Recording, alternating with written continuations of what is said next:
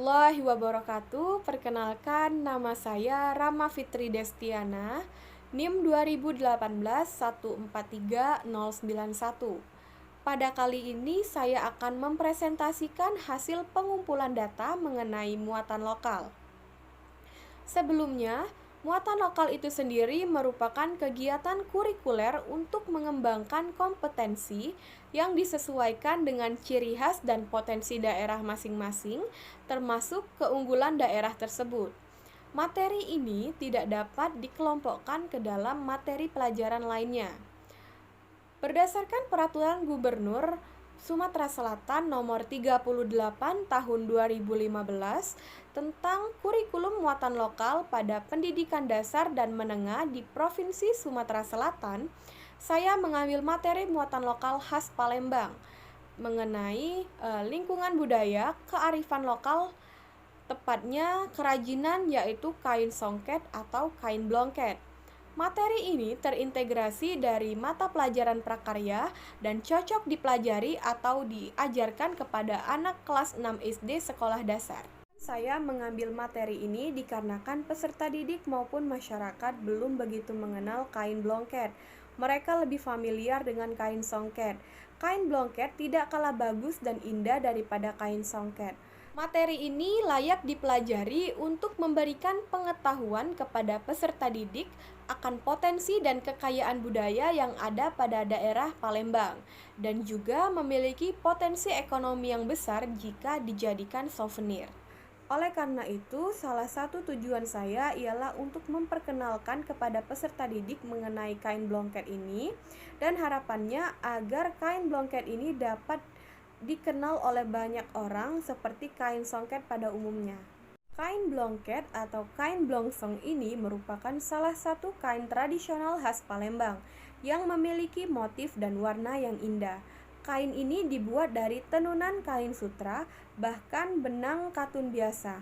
Kain ini biasa dipakai oleh wanita-wanita dewasa, bahkan ibu-ibu muda, yang digunakan pada upacara adat Palembang seperti cukuran, lamaran, pesta pernikahan, yang digunakan sebagai pakaian penerimaan tamu. Kain blongket merupakan turunan dari kain songket. Adapun perbedaan antara kain blongket dan juga kain songket terletak dari bahan yang digunakan.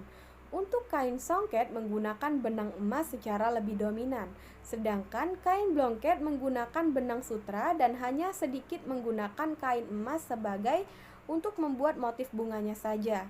Adapun perbedaan lainnya terletak dari teknik dan alat yang digunakan. Untuk kain songket menggunakan teknik mencukit dan menggunakan alat tradisional dengan duduk. Sedangkan untuk kain blongket hanya menggunakan alat ATBM atau alat tenun bukan mesin. Adapun alat dan bahan yang digunakan dalam pembuatan kain blongket ini yaitu yang pertama benang sutra, yang kedua benang katun, yang ketiga benang emas, yang keempat alat pengelosan, yang kelima alat penghanian, dan yang keenam ada gelekan. Adapun cara membuatnya yaitu yang pertama melakukan pengelosan. Pengelosan merupakan proses menggulung benang ke dalam alat pengelosan.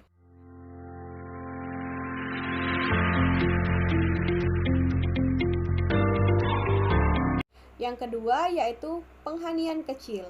Penghanian kecil merupakan membuat pola motif. Di sini, satu persatu benang dihitung sesuai dengan pola motif yang diinginkan.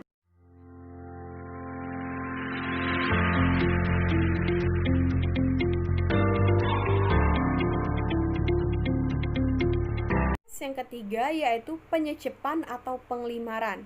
Penyecepan atau penglimaran biasa disebut dengan pewarnaan. Proses pewarnaan dilakukan dengan dua kali.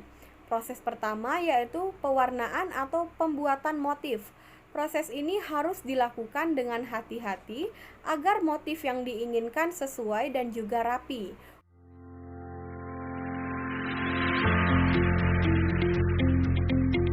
Untuk pewarnaan yang kedua yaitu mewarnai latarnya atau proses mewarnai seluruhnya kecuali daripada motif itu sendiri.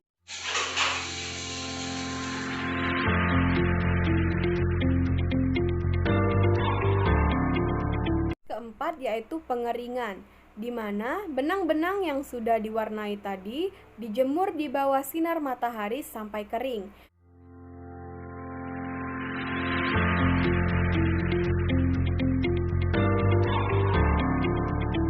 Proses kelima yaitu pemecahan benang. Benang-benang yang sudah diwarnai dan dikeringkan tadi dipecahkan atau dibongkar kembali satu persatu.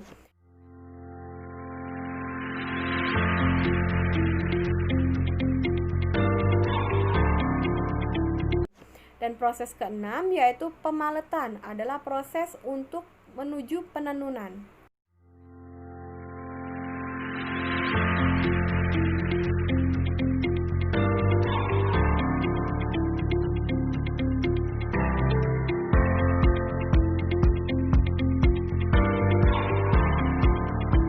Proses yang ketujuh yaitu penghanian besar.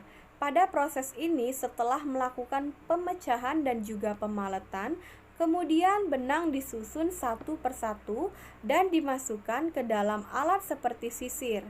Setiap lubang sisir diisi 2 helai benang dan dimasukkan kembali ke dalam alat pembagian benang agar benang tersebut tersusun dengan rapi. Lalu, benang tersebut dimasukkan kembali ke dalam alat pembagian seperti sisir yang lainnya untuk pengukuran pelebaran benang untuk pembiman.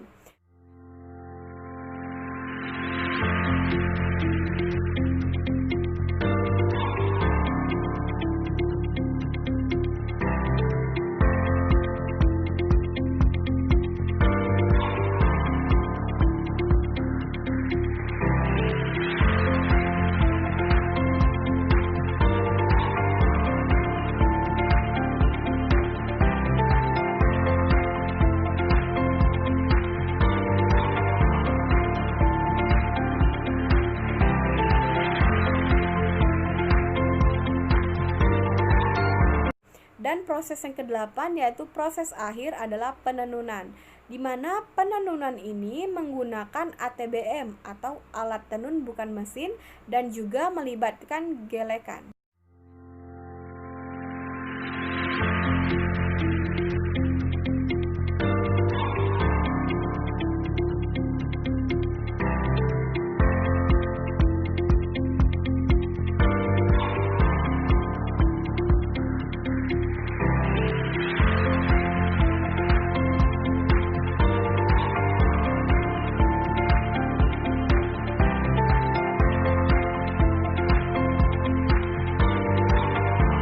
Yang digunakan dalam membuat satu kain blongket ini kurang lebih 2 hari. Pada pengumpulan data ini menggunakan metode wawancara, observasi, dan juga dokumentasi. Untuk narasumbernya yaitu Mbak Maya sebagai admin dari tempat produksi Rumah Tajung Antik beralamat di Jalan Aibtu Wahab nomor 42 Palembang. Itu saja presentasi dari saya, kurang dan lebih saya mohon maaf. Wassalamualaikum warahmatullahi wabarakatuh.